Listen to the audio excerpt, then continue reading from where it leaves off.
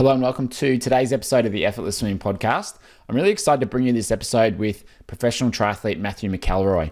He has had 9 World Cup podiums, 1 World Triathlon podium, and he was selected as an alternate for the Tokyo Olympics. And currently he's in the process of qualifying for the Paris Olympics this year. Now, one of the reasons I really wanted to bring him on the podcast was he posted a video of his swimming progress from 2014 to 2023, a video that I saw fairly recently. And we'd been in contact the last couple of years. He'd sent me some of his videos to take a look and see what I thought. And to see his progression from 2014 to today, it is night and day.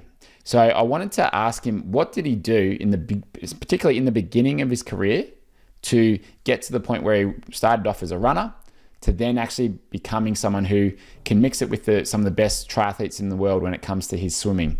So he talked about a couple of interesting strategies that his coaches had him do in the early days to help him develop better control and balance and catch as well. So I think you'll really enjoy that, particularly if you're in the early stages of your swimming journey.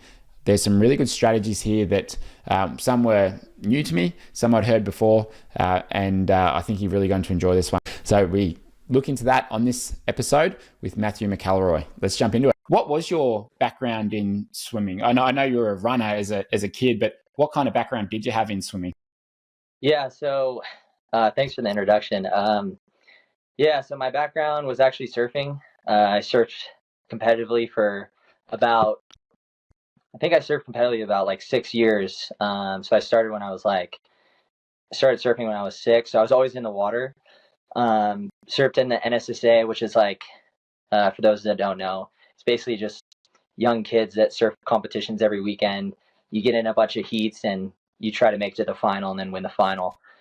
And then I did junior lifeguards. So I've always been in the water, but never like proper swim technique or coaching.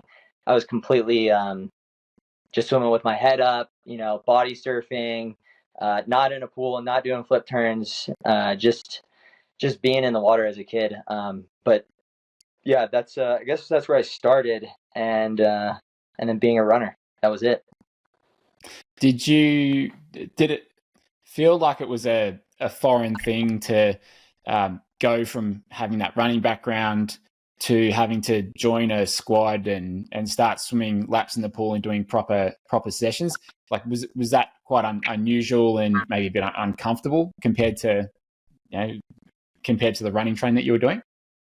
Yeah, I mean, it's completely different systems, right? Like, I guess the difference between running and swimming, right, is like running, you have as much air as you want by breathing, and then all of a sudden you're in the pool and you're hypoxic and you're trying to hold your breath. So it's a very different system. And also like the fact that it's like full body, right? Versus running is you want to keep your upper body very relaxed. So yeah, starting out as a runner, I basically went to Northern Arizona University where I ran in college. And I got recruited by a bunch of different colleges at a high school. In high school, I was like second at Foot Locker Nationals, which is like the cross country national champs of high school. So I was recruited kind of anywhere I wanted to go. And then I was plagued with injuries during my college career. So I decided to pick up triathlon just as like a form of like cross training, starting to bike like 3 times a week, starting to swim a little bit. But I didn't really have any guidance. I didn't have any coaching to start. I was just getting in the pool, trying to do, I don't know, anywhere from like 1,000 to 1,500. And that was like all out. Like I would just swim for 20 minutes straight, maybe do like, 800 and just be gassed. So I started looking for help, and I think the first swim test I did, before I had any help, I did like 100 and probably somewhere around like 140, like for yards. So what is that? Let's just say like 130 for meters, long course meters. That was like an all out 100 time trial. So I was extremely slow.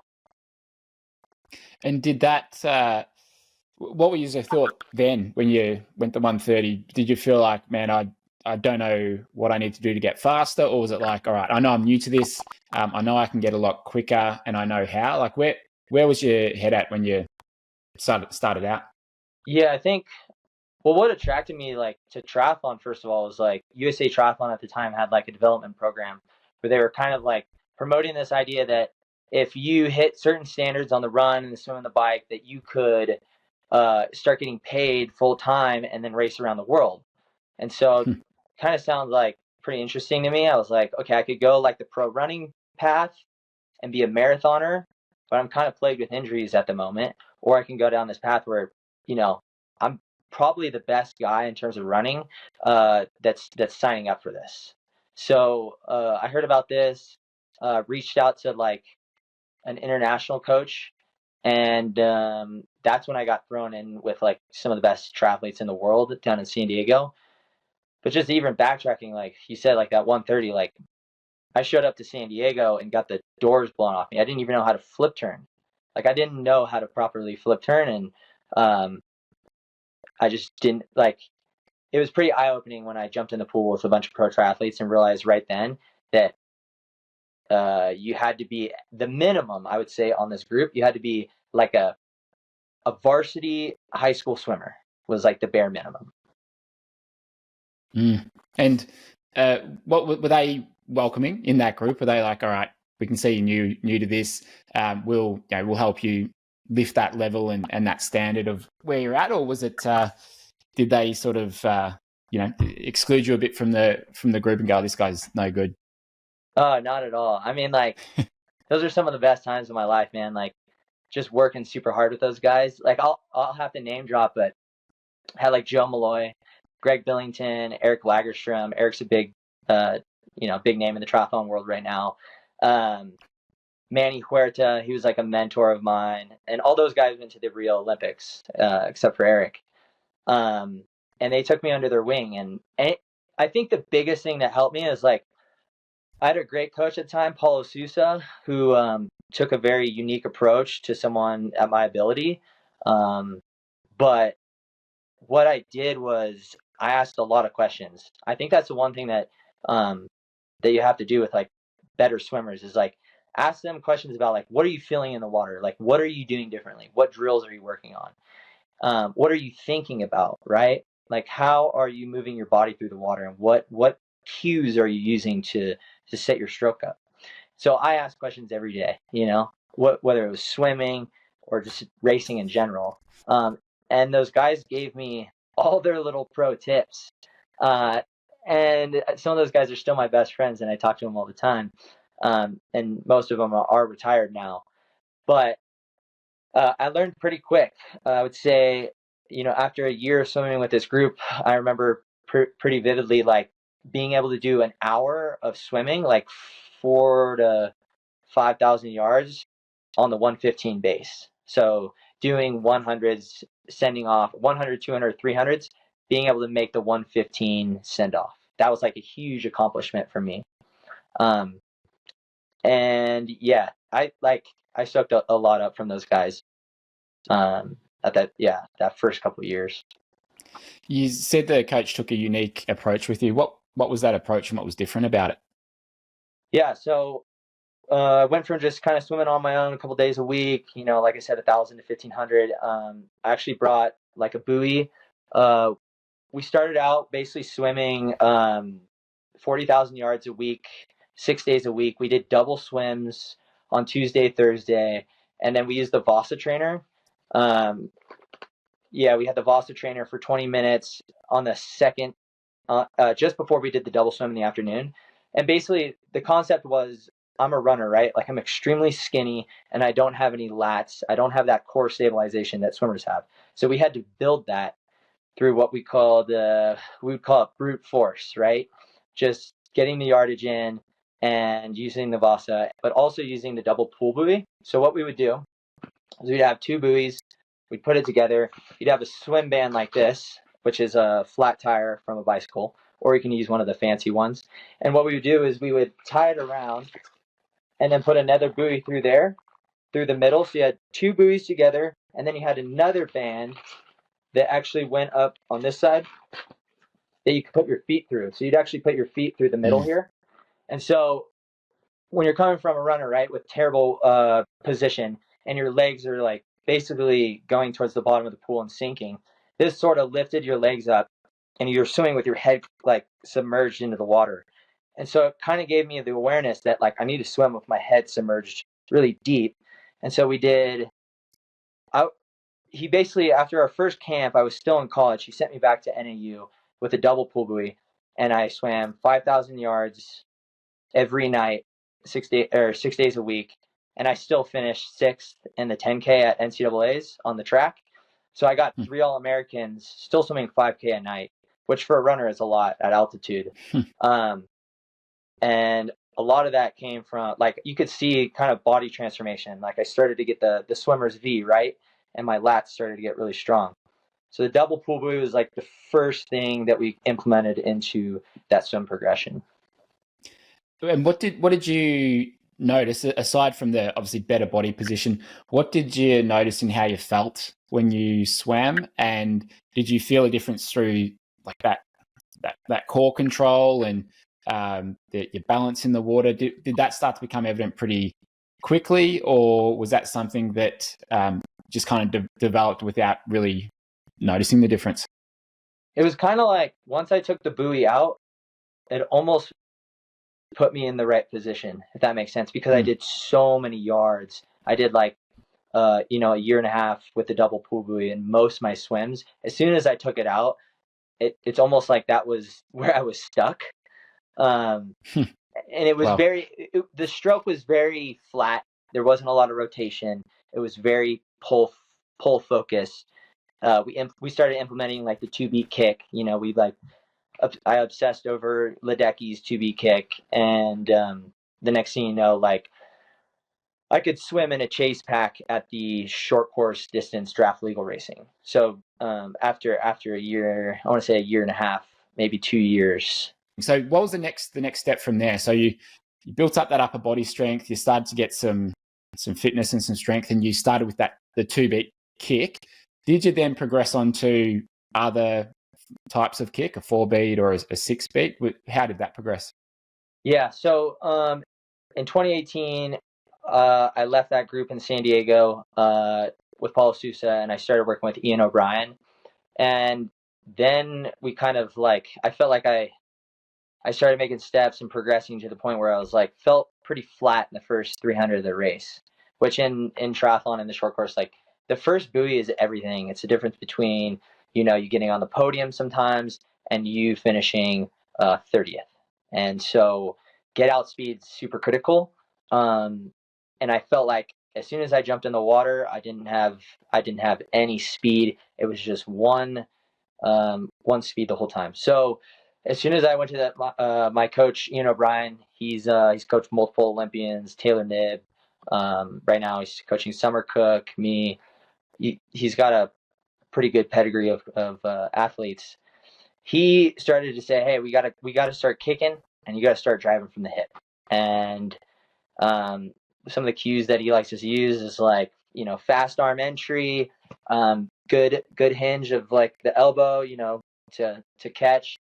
And that's when I started noticing I started getting a lot more speed. And I went from probably like 10 to 15 to last out of the water. And I started like making jumps to like the middle of the pack.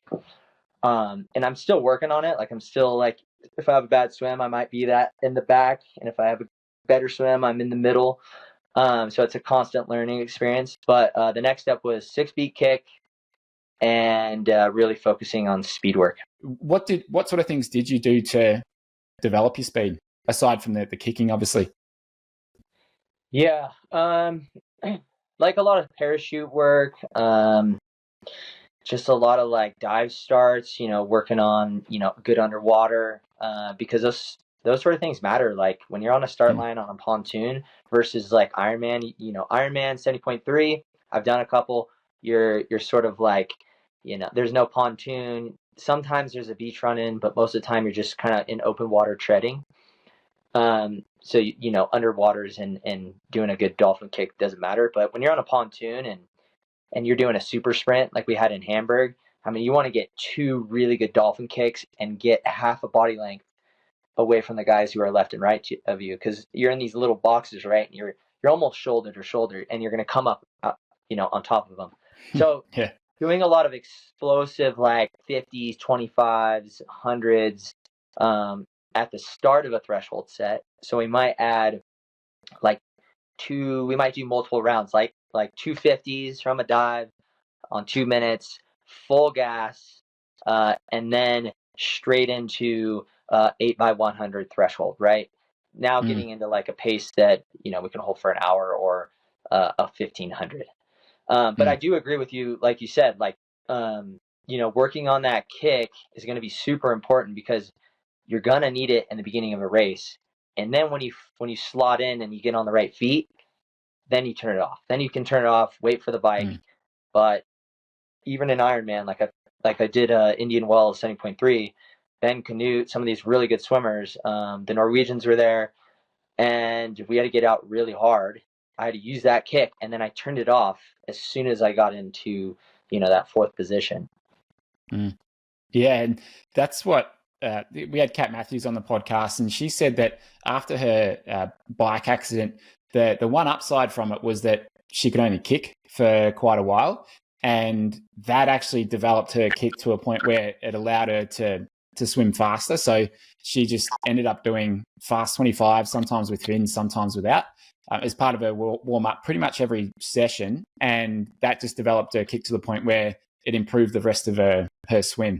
So it's I've heard it from quite a few athletes at that level. So I think it's worth doing, and I think it's good to change the way you're doing the kick. Like sometimes snorkel, kickboard, face down. Okay, that's great.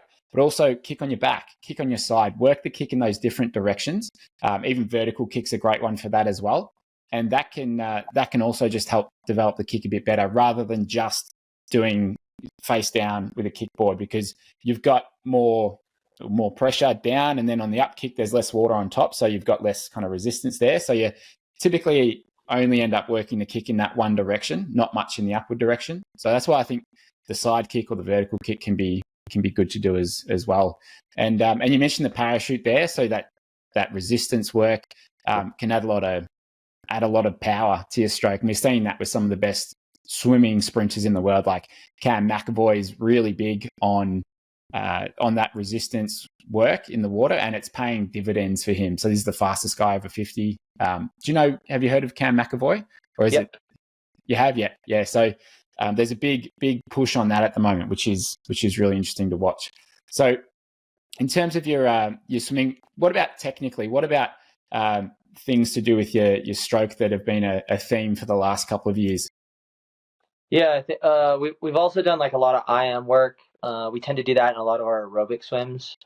So normally we set up the week with like 2 speed threshold swims that are normally on like Tuesday, Saturday.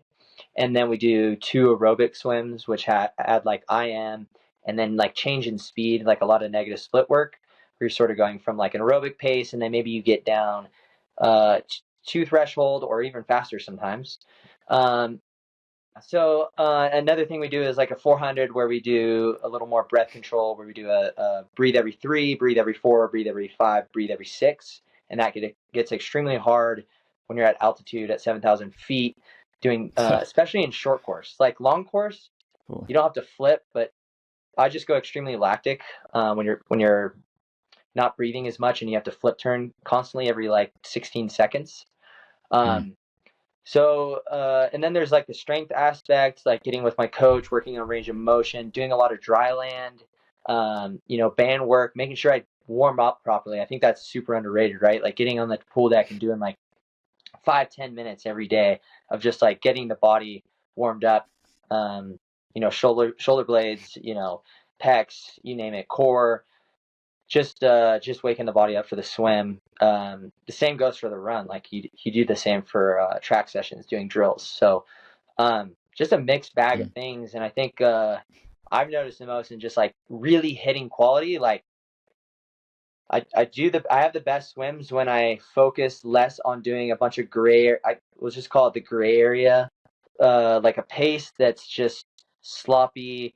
It's junk yardage, and you're kind of having to work, but you're not working super hard because you're fatigued from the workout the day before. Like I don't think that's useful, because you end up just like getting tired for the next session. I'd rather do something with a little more purpose, more technique, changing speeds, going maybe from really slow to really fast, um, working both ends of the spectrum. I just don't find it useful to be in this middle ground. And I still want to continue to go. Like right now, I'm focused on kicking a lot and getting my kick strong because I'm a huge VO2 max type of guy. So I have like a VO2 max of 91, 92 that's been tested. And so Wow. for me to do a lot of anaerobic work, it's extremely hard. That first 300 is going to be more challenging for someone like me versus someone who has that quick twitch. I'm 31, someone who's, 24 that can swim 240s for 300 yards, not meters. 300 yards is going to be able to tap into that system a lot easier than I am. So I hope that helps your question. No, that's great. And what about feeling like you had more than one speed? How long do you feel like it took you to develop different gears? I think it's a mindset. Like it's like a neuromuscular thing. Like being able to tell your mind and body connection, being able to be like, okay, I'm going to swim slow and just relax and finding these gears, right? And I guess yeah, it is a technical aspect. There's a side of like you're going to have different strokes for different speeds. You should, in my opinion, you should have like 6 or 7 different speeds, right? Maybe you would agree with that or not. You can have your slow pace where you're just like totally dogging it. You just got in the pool, and to like your max 25 where you're not even breathing, head down and you're windmilling. I think you should have that whole spectrum of speeds. And so you should train those and understand with the clock, right? Like the clock needs to be your best friend, understanding like, you know, what stroke is equal to what speed. What do you feel like you do to, when you do increase the effort or the pace? Yeah. The first thing I focus on is cadence. So making sure that like I think if you're gonna swim something really fast, like you're gonna pick it up, you gotta be entering a lot faster. And I like to use like I spend a lot of time using those Finis pace beepers where you just put it in your cap. I think those are really useful, especially when you start to fall apart later in a set, and you want to hit your pace, and you're getting sloppy, you're turning off mentally, you're tired from the session before. For most triathletes, we're all pretty tired most of the time. So you lock in that tempo with the pacer and you just start like getting after it. And the only thing you're focused on is cadence. You're not focused on anything else. Yeah, and that makes sense, right? Like if you can hold the same or a very similar distance per stroke and all you're doing is increasing your cadence, you're going to be swimming faster. Now, inevitably, as you start to rate up, your distance per stroke is going to shorten, but the goal is to try and maintain it as best as possible. But one of the things that I like to do is if I use the form goggles when I'm doing a training session, I'll look back at the data. And if we've done a set where we've progressively gotten faster, if I've had a good session, my stroke rate will go from say a 60 if I'm going at like a 60% effort, and then it will kind of go like 62, 64, maybe 66, and then maybe 68 if I'm really starting to go for it over like a 200. But it's like there's not a huge difference. It's only an increase of about 12, 13% in terms of stroke rate overall. But that's enough to see an increase in the speed. I think sometimes people have the thought that it's going to be wildly different. Like it might be a 50 stroke rate all the way up to like a 70 or 75 stroke rate as they change speeds. But it's just small little adjustments as you're going. So it's not that much of a change in cadence necessarily if you're doing it well. Do you have a rough idea of what your cadence is when you start to change speeds? Yeah, it's been a while since I used one. I'm just gonna say roughly, like you said, like 68, 70. I've had some pretty good swims where I actually raced with the sensor in the cap. I don't know if it's legal, but they never stopped me. And I know my competitors were kind of looking around at me like, "What is that noise?" Yeah. Nothing to see here. Yeah, but I do think that like you said, like on the other side of the spectrum, Cadence is good, but I also think that like doing a lot of DPS work and not necessarily like like doing long reps. Like it's hard to do a 200 DPS, and hold good form, but doing 50s, just really strong DPS, you start to figure out like how you're pulling water and being efficient. So there's like the other side of the spectrum, right? Where it's like you focus on cadence, but you can also focus on like on DPS and getting the benefits of that. And I think the first video I ever watched of you was like a DPS video where you like were doing hundreds with like a really low stroke rate and getting a lot of like pulling a lot of water. I'm curious to know what you feel for and like how you would explain your stroke to someone now if an up and comer was to ask you about what you feel when you swim. I mean, my stroke has really changed even in the last 24 hours, to be honest. Like I had a swim session last night with a coach here in Flagstaff, because I could tell like it seems like every time I take an off season, I come back to swimming and I lose my stroke completely. I'm never taking an off season from the pool ever again. I might take a couple days, but like I need to stay in the pool. And that's from someone who like didn't grow up swimming. How would I explain to them? I would say like right now it's very kick focused, very hip driven, less about you know, less about like really muscling through the water with my arms, even though I'm engaging those lats and I'm getting a really good catch. And I'm trying to get one goggle in the water. I don't know if that's a good description of like what you're asking, but those are some key things I think about, and I would explain my stroke as being right now. There's not a ton of glide compared to swimmers who are not doing triathlon, because you don't necessarily want a ton of glide. There's maybe a little bit. Definitely focused on like early breathing, which helps a little bit more glide. So that's kind of what I would tell someone. Speaking of off seasons, I was swimming probably the best I've swum for years up to Christmas. Did a 100 set. I averaged 114, which is the best I've ever done by a couple of seconds. And I'm like, oh man, feeling good. It took 10 days off over Christmas and it just hasn't come back yet. Like I feel like, okay, maybe this week I'm starting to get it, but that's a month. I'm going, oh man, that's so frustrating because our race seasons now, all of our races and stuff are happening now, and swimming just it kind of fell apart with 10 days off. So it's just one of those things. You got to stay in the water, and there's no getting around it, unfortunately.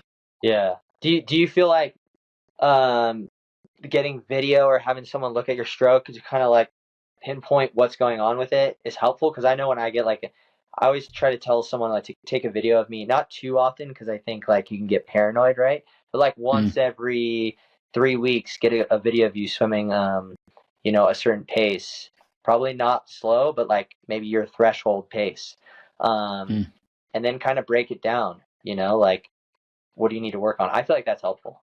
Do you feel like you've gotten pretty good at analyzing your own stroke and seeing where you might be falling short? I think yes, but I also think it's always good to have a second opinion, especially from someone who like you're always going to get different answers from different people. I feel like, everyone wants to break down everyone's stroke and, give them, certain drills, and some drills are better than others. But I do think like having a coach it's like the most important thing in swimming. You have like having a good coach goes a long way. Yeah, but I was thinking about this. In terms of like, I feel like my story is pretty challenging to do for most people who are working 9 to 5, right? Like get the double pool buoy and start swimming 40K a week. I wanted to ask this to you.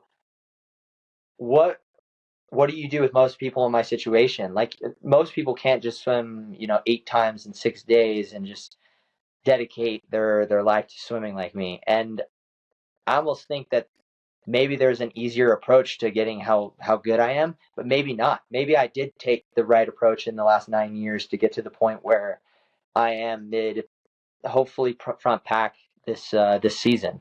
has there been in a race where you have noticed that little voice in your head, maybe saying, "Oh, no, maybe this race isn't yours," or maybe it's just time to take it easy here, and you've gone, "Okay, no, I'm not listening to that, and I'm gonna turn that around."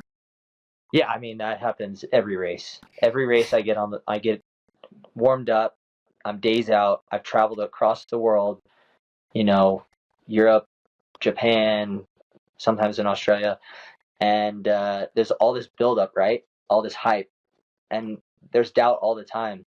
But I think it's how you take those negative thoughts and refocus on either positive thoughts or being present, and that's what I always try to do. And I think the more you can be present, especially in the swim, in those beginning stages, in my sort of racing, the more important, because you really need to be dialed in on your stroke.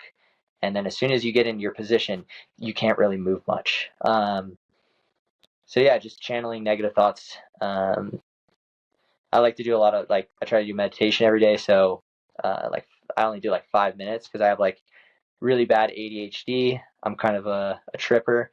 So I like to sit down and do 5 minutes, and it's really challenging for me, but it does pay off when I'm on the start line, and I can stay very present for at least 5 minutes of that swim. Yeah. But yeah, I think mindset's super important. I look at someone like Lionel, who I'm a huge fan of Lionel Sanders, right? He's a big name in the sport. He's constantly trying to improve his swim. And that guy actually started as a better swimmer than I did. I'm not going to lie. If you look at his stroke from when he started, it blows the doors off my video on Instagram. And I think he's built up this idea that he needs to hit these times in the pool, which I do think he needs to improve, pool swimming. But I can tell you right now, my open water to my pool swimming does not equate, because my flip turns are terrible, because I'm always tired and I just don't care about them. I'm not very streamlined. I don't do the dolphin kick most of the time. Little technical things in a yards pool that just I don't spend a lot of focus on, and he probably would benefit from not focusing on those technical aspects and getting too caught up in the times either. I know when I'm in World Triathlon series shape to be able to come out in the middle of the pack. I know what times I got to hit up at altitude. They're not impressive. I can drop some knowledge, but most people I know that are pro triathletes could hit these times. It's about just being a savage on race day and getting the most out of yourself, and not letting the hype, the negative thoughts really get into your head, so that your energy is wasted by the time you jump in the water. And I do think swimming without energy is worse than any other sport. Swimming out, running without energy, you can kind of, I don't know. I feel like I can get away more with it. And biking, you can definitely get away with a lot more of it. With a lot more fatigue, in the legs, you can kind of fake it. You can't fake swimming when you're tired. Yeah, it gets ugly quickly when you're fatigued. We've all had those sessions before, those races. One of the things that I try to do when I'm racing, especially open water, or if you're at the start line on a triathlon, it's just standing tall. Think about superhero posture. And as silly as it sounds, it's been proven that can actually have a positive effect on your mentality. And just standing there like you belong there, and you deserve to be there, and you can compete with these other guys or girls. It makes a huge difference. And I was chatting with another pro triathlete, and she was saying that she has a tendency just to be a bit timid and a bit small on the line, thinking I don't deserve to kind of match up with these other girls in the swim. But it's I've seen you swim. I know how well you can swim. You're just as good as them and can compete with them. It's you just need to have that belief in yourself that you can do it, and that attitude of no, stuff you. I'm going to be the assertive one. I'm going to be the aggressive one here, and not aggressive when you're going to be throwing punches or anything, but you need to have that mentality of, no, this is mine, and I'm going to. I'm not going to be the victim here today. I see that with a lot of people in the water in their races, because they're they don't feel that confident. But you just have to fake it a little bit and stand tall and just have that kind of mentality on the line. Absolutely. And coming from a running background where my biggest event was like cross country, that was like my bread and butter, is like you had at cross country nationals, you have 300 guys, and you, similar to triathlon, you bottleneck 300 guys into a, like a 10-meter, not even 8-meter like course. So you have to get out extremely hard. And so like you're kind of aware of what's going around with you a lot more in running, right? It's like, okay, you see this guy to your left, to your right, you can look around. In the open water, you're most of the time you're in the dark. Like most of the time you can't even see your hand past like 2 feet. And so you have no idea really what's going on. So situational awareness, I mean, we could chat about that too, is like situational awareness and understanding what's going on around you without losing technique and form by looking around is really important, which you do not get. You don't have that sensation in cycling and running. And it's so bizarre coming from running where you're so much more in control because you don't have anyone hitting you. And then you go to swimming and triathlon, all of a sudden you're getting smacked around for the first 3 minutes until you hit the first buoy. And you trained months, you start getting smacked around, you get pulled to the back, negative thoughts start going. It's so easy to go down a dark hole that would not happen in running, in my opinion, because I always would get out hard. It's a very I feel like it's important to practice if you can, obviously in a group. But I tend to get like very, like when I first started, I get hypoxic and I start to panic. So it's just with experience and staying calm and meditation has helped a bunch. Can you talk a little bit about what's required and what you're looking to do there? Yeah, so what's required is we have like, I think about 5 months until Paris Olympics. So it's coming up. We only have a couple more races left in our circuit. The first race is in March 8th, Abu Dhabi. So that's it's a sprint. So 750, 20K, and then a 5K run. Followed with the next day, we're going to do a relay. And then to qualify for the Olympics is going to be, the auto qualification is in May in Japan. And we have to finish top 3 to get an automatic selection. And then if you don't auto qualify, it comes down to the discretionary board, and they have a discretionary list of like key markers you have to hit. So then it comes down to like the NGB, and it gets a little more political. So I wouldn't say I'm like hyper focused on this, because this has been my focus for the last 2 years. The Olympic point system for short courses started, a year and a half ago. So I've been all in for, a long time and trying to chase this goal. I just need to execute. I need to be healthy. Last year was kind of not a great year. I'm currently 16th in the Olympic ranking. Last year I was top 10. I think I was 8th when I finished the year. So I was dealing with some back injuries from a bike fit issue. We got that all cleared up last week, and I'm looking forward to getting top 3 at Yokohama, and then in Abu Dhabi, being competitive at the front of the race. I want to get to the front of the race and use my weapon, use the run, and feel good.